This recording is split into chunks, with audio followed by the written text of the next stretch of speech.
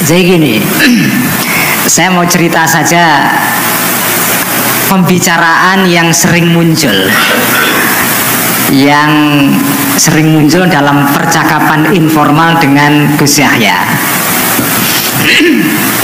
Jadi dalam berbagai percakapan Gus Yahya itu sering mengatakan begini,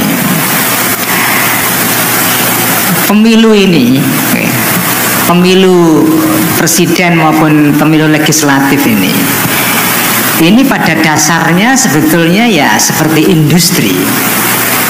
Industri itu artinya apa? Industri itu ya proses orang transaksi.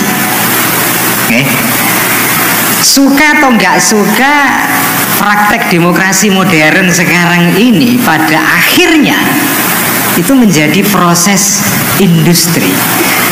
Orang barter kepentingan. Sampean jual apa, yang lain beli. Untuk apa? Jelas hitungannya. Itulah hukum yang terjadi selama ini. Tentu saja ada pihak-pihak yang masih memegang nilai, itu masih ada. Tetapi yang lebih dominan adalah ini semua proses ini, demokrasi ini, itu pada akhirnya adalah transaksi. Sampean suka nggak suka ya seperti itu kenyataannya. Mau diprotes apapun, begitulah faktanya. Karena itu kita ini juga harus mempertimbangkan fakta seperti ini. Jangan sampai kita ini menjadi menjadi sasaran, menjadi korban daripada transaksinya orang lain. Karena itu pilihan satu-satunya sekarang ini adalah NU juga harus ikut transaksi. Memang seperti itu kenyataannya ya.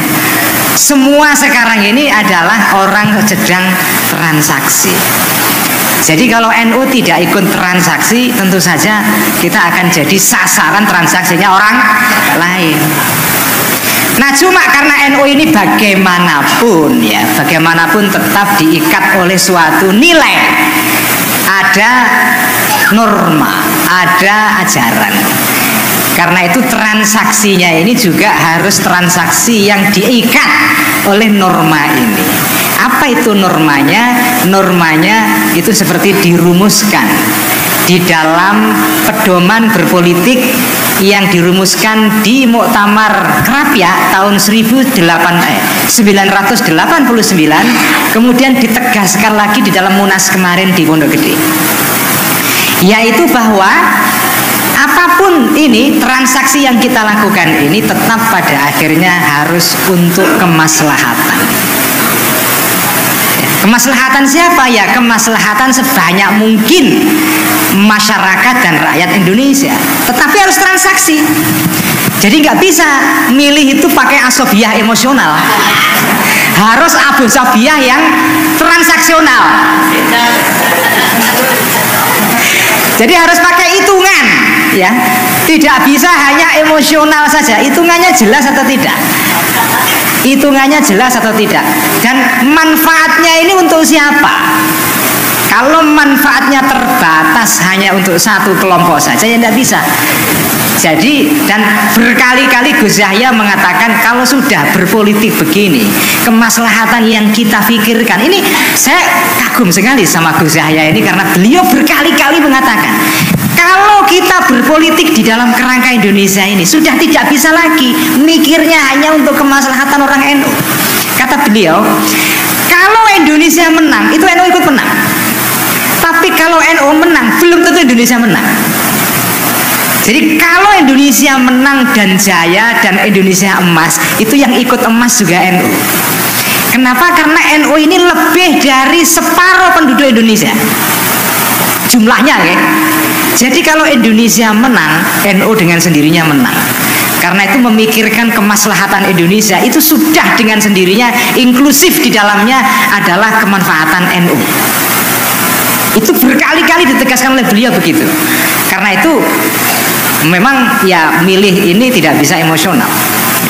Emosional itu misalnya ya karena kekancan, itu emosional itu. karena ya apa namanya, karena sama-sama Jawa Tengah misalnya. Nah, itu emosional itu. Ya itu contohnya saja lah ya. Ya jadi ya, itu namanya asofiyah qabaliyah itu, kekabilahan itu ya. Jadi harus pakai hitungan, pakai kalkulasi, itu kata Gus Yahya dan saya kira beliau benar ya. Jadi memang kita harus mengukur segala-galanya sekarang ini supaya kebesaran NU ini tidak hanya kebesaran yang sifatnya sementara tapi panjang. Jadi gini kembali ke soal transaksi ya. Kerangkanya sudah ketemu tadi. Kerangkanya ini tadi ada, kalau pakai bahasanya Munas kita kemarin, ada politik yang disebut dengan as-siyasah as-samiyah, ada politik pada tingkat tadi itu yang tingkat 1, kemudian ada politik di tingkat 2, di tingkat tim ses ini ya. Nah, PBNU ini bukan partai politik. Kalau menuntut ada keputusan yang tegas dari PBNU untuk mendukung salah satu calon, itu tidak bisa. Tidak bisa, tidak bakalan terjadi. Sampai kalau berharap PBNU buat surat edaran untuk nyoblos apa namanya nomor 2 gitu, itu tidak bakalan terjadi. Tidak bakalan, udahlah, tidak bakalan. Udah nggak bakalan itu, nggak bakalan. Pokoknya tidak ada surat edaran seperti itu, nggak ada. Karena apa? Karena bukan partai politik. Nah, tetapi transaksi ini dalam pengertian yang tadi diikat oleh as-siyasah as-samiyah itu harus ada. Nggak bisa, harus ada. Nah, selama ini memang transaksi pada tingkat politik tingkat kedua ini itu memang agak kedodoran kita. Nah, sekarang ini dicoba oleh ketua umum yang baru ini, sekarang dilakukan transaksi yang jauh lebih elegan.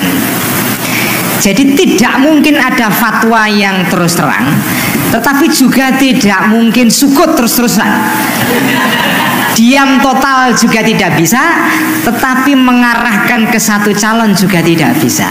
Caranya apa? Bil isyarah gitu. Sebentar ya, bil isyarah bukan bil bisyarah. Apa dengan isyarat?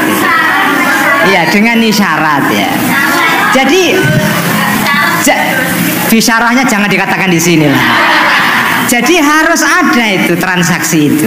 Nah, ini jenengan suka atau tidak suka, begitulah kenyataannya. Nah, menurut saya asal transaksi ini untuk kemaslahatan yang sebesar-besarnya bagi masyarakat Indonesia, bagi rakyat, maslahat ini apa? Ya nanti kita diskusikan. Memang di dalam masalah-masalah sosial yang seperti ini susah dicari kesepakatan yang mutafak alaih secara nggak ada itu, nggak ada. Mutafak alaih itu ya hanya dalam beberapa hadis yang mutafak alaih aja sedikit kok. Hadis yang mutafak alaih itu loh sedikit. Apalagi dalam masalah-masalah keduniaan seperti ini, mutafak alaihnya sudah pasti sedikit sekali. Tapi pada akhirnya begini, kalau kita berorganisasi ini menurut saya kaidah dalam fikih kita yang bagus sekali. Di NU ini harus ada keseimbangan. Ada bahtul masail, bisa diputuskan di PBNU, tiba-tiba ada bahtul masail di sarang yang keputusannya beda gitu. Nah ini gimana? Nah menurut saya NU ini memang sejarahnya itu lahir dari adanya gerakan-gerakan sosial yang begitu banyak di masyarakat. Ada pesantren-pesantren, ada kiai-kiai yang sudah duluan bikin gerakan sosial, sudah bikin lembaga. PBNU itu kan datang belakangan. Karena itu sejarah PBNU itu beda dengan Muhammadiyah. Muhammadiyah itu seperti perusahaan, bikin perusahaan baru lahir cabang-cabangnya. Kalau NU sudah ada perusahaannya baru dibikin PT-nya. Jadi itu sejarahnya NU, beda dengan Muhammadiyah. Muhammadiyah itu PT lahir baru menciptakan unit-unit usaha. Di dalam NU enggak, di NU itu sudah ada usaha bertebaran di masyarakat, kemudian dibuatkan PT. Karena itu tidak mungkin sampai mengingkari adanya sejarah lahirnya perusahaan-perusahaan yang sudah ada di masyarakat ini, nggak bisa. Sampai nggak bisa melarang sarang bikin Bahthul Masail. Jadi Bahthul Masail di NU itu ya memang begitu, banyak sekali, beda-beda. Tetapi ini kaidah dalam fikih yang bagi saya bagus sekali. Hukmul hakim yarfa'ul khilaf. Begitu PBNU sudah memutuskan, itulah putusan yang dipakai. Bukan goyal ya, begitu memang. Jadi begitu keputusan hakim mengambil keputusan A, maka yang lain-lain harus ikut. Tidak harus melarang Bahthul Masail yang ada. Boleh tetap saja ada. Cuma kalau sudah diputuskan oleh PBNU, maka semua harus taat. Ini sekarang, ini adalah aturan main gerakan yang sekarang sedang dibangun oleh PB yang sekarang. Karena sekarang ini memang masalahnya di NU itu ada bahkan ranting yang rasa PBNU. Itu ada itu. Ranting tapi merasa PBNU, itu kan repot itu. Ranting tapi merasa setara dengan PBNU, itu ada itu ya. Nah ini yang repot. Nah sekarang makanya PBNU berusaha menanamkan ini kaidah ini, kalau bisa menjadi cara berpikirnya pengurus-pengurus PNU sekarang. Hukmul hakim yarfa'ul khilaf. Begitu sudah diputuskan oleh pusat, yang bawah harus ikut semua. Meskipun yang bawah ini tetap bisa mengadakan pertemuan-pertemuan terus, ada Bahthul Masail terus, ada pembahasan terus, ada musyawarah terus, keputusannya bisa beda-beda. Tapi begitu nanti diambil keputusan oleh pusat, ya semua harus ikut, semua harus taat. Itulah namanya organisasi, dan itulah peradaban. Peradaban itu nggak bisa dibangun kalau tidak ada as-sam'u wa ta'ah. Nggak bisa, nggak bisa. Jadi peradaban itu bisa terjadi kalau ada as-sam'u wa ta'ah. Karena gini, manusia itu banyak, keinginannya juga banyak. Kalau ini nggak dikontrol, maka akan terjadi tabrakan-tabrakan. Karena itu harus ada usaha untuk mensinkronkan keinginan-keinginan yang begitu banyak ini. Dan ulama itu sudah ngerti cara kerja peradaban seperti ini, maka bikin kaidah tadi itu, hukmul hakim yarfa'ul khilaf. Ya. Kemudian ada kaidah lagi yang saya suka sekali dalam fikih itu, kaidahnya mengatakan begini, al-ami la madhabalahu. Orang awam itu tidak punya madhab. Madhabnya siapa? Ya madhab kiainya.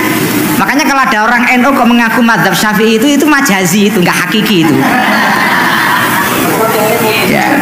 Karena madhabnya orang awam itu ya kiainya. Wong dia nggak ngerti madhab Syafi'i itu aja. Oh, apa itu madhab Syafi'i kan nggak ngerti, dalilnya apa juga nggak tahu. Yang ngerti madhab Syafi'i ya santri-santri. Kalau orang awam tidak tahu madhab. Makanya kedudukan kiai ini menjadi penting karena menjadi kiblat, menjadi imam, menjadi panutan bagi orang-orang awam ini. Nah begitulah peradaban ini berlangsung dulu begitu. Tidak mungkin ada peradaban kalau tidak ada gerakan yang terorganisasi. Nah organisasi memang kadang-kadang melibatkan proses-proses yang kalau diukur dari segi moral begitu murni, itu agak gilani memang, agak kurang pantas. Karena memang ya tadi itu di dalam proses mengorganisasi masyarakat itu kadang-kadang ya ada pakai bisyarah, ada isyarah. Nah ya, ada dipukul, ada ditekan, ada di kadang-kadang juga diancam-ancam gitu kan, macam-macam. Itu mekanisme cara kerja bagaimana memastikan adanya organisasi itu. Nah cuma ini semua tetap harus dikontrol oleh sebuah nilai. Tetap saja nilai itu, makanya saya senang sekali kemarin di di Munas NU itu ada satu rekomendasi ya, yang tegas mengatakan bahwa pedoman berpolitik kita itu tetap politik yang asamiyah, asyasah asamiyah, politik tingkat tinggi. Tetapi kita juga ngerti betul bahwa di dalam prakteknya politik ini memang membutuhkan proses-proses. Nah proses-proses ini tergantung kepada tasarruful imam. kepada kebijaksanaan pemimpin. Ya, tasarruful imam itu manutun bil maslahah, diikat dengan kemaslahatan. Kemaslahatan ini memang kadang-kadang juga subjektif. Ada perdebatan, ini maslahat atau tidak, maslahat buat siapa, maslahat buat si A tidak si B, dan seterusnya. Tidak apa-apa, ada perdebatan-perdebatan, tetapi tetap diingat bahwa tasarruf itu ya tetap ikatannya maslahat itu. Ini kan bedanya antara politik NU dengan di luar NU kan. Kalau di NU ini kan ada politik tim ses, ada politik kiai. Nah, jadi kiai tok juga nggak bisa tanpa tim ses juga nggak bisa kalau nggak ada kiai. Jadi dua-duanya lah. Ya ini sudah pas. Beginilah cara kerja politik yang apa namanya? Seperti kata Imam Ghazali, ad-dinu wal mulku tau'amani. Agama dan kekuasaan itu saudara kembar. Ad-dinu aslun wal mulku harisun. Jadi agama itu nilai, mulku itu ya tim ses, kira-kira gitulah. Kerajaan itu tim ses itu tugasnya menjaga para kiai. Jadi kalau ada tim ses kok mengkhianati kiai, itu menyalahi ajaran Imam Ghazali itu. Terima kasih.